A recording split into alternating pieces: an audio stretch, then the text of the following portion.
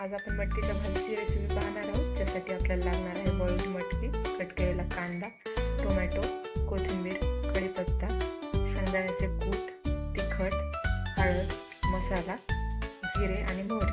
तर चला सुरुवात करूया मटकीच्या भाजीला. सगळ्यात पहिले आपण तेलामध्ये जिरे, मोहरी आणि कांदा टाकून घेऊया.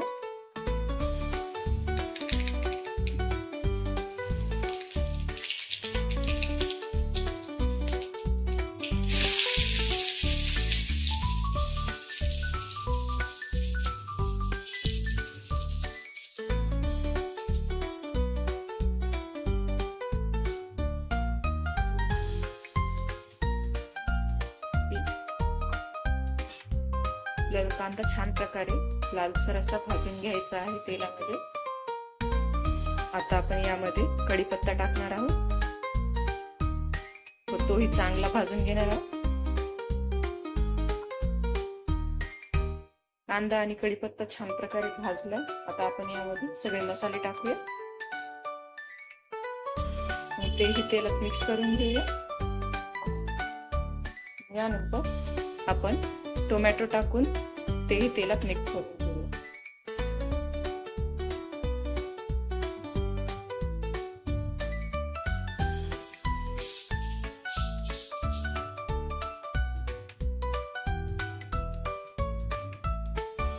आता आपण यात थोडेसे मीठ टाकून झाकून ठेवणार आहोत.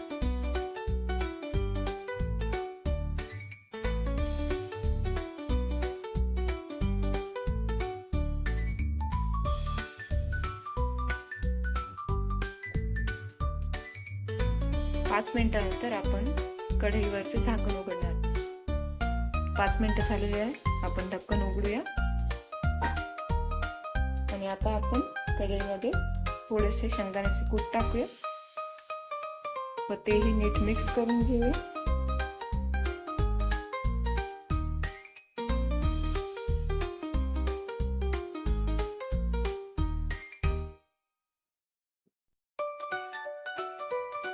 शेंगदाण्याचे कूट छान प्रकारे मिक्स झालेले आहे. तर आता आपण यामध्ये आपली बॉइल्ड मटकी टाकणार आहोत आणि मटकी चांगल्या प्रकारे मिक्स करून घेणार आहोत.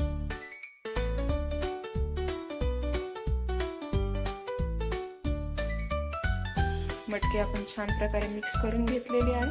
तर यात आपण आणखी थोडेसे मीठ घालू आणि मीठ मिक्स करून घेऊया.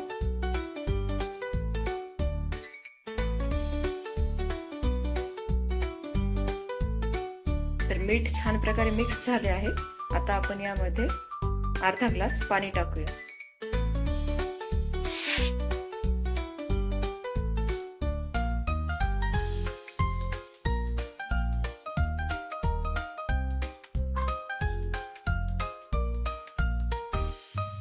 आपण मटकीच्या भाजीत पाणी टाकलेले आहे. तर आता आपण गॅस मोठा करणार आहोत आणि भाजी उकळून झाल्यावर त्याला कमी गॅसवर शिजवण्यास ठेवणार.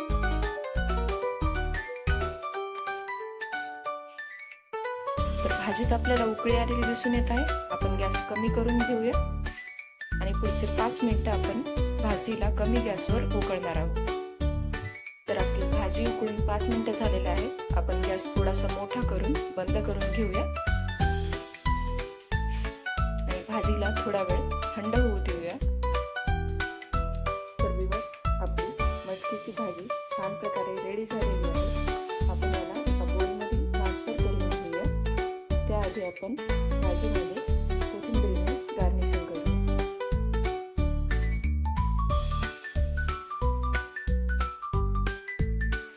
तर चला आपण भाजीला बोलू. सो व्ह्यूअर्स, आपली छानपैकी रस्सेदार अशी मटकीची भाजी रेडी आहे.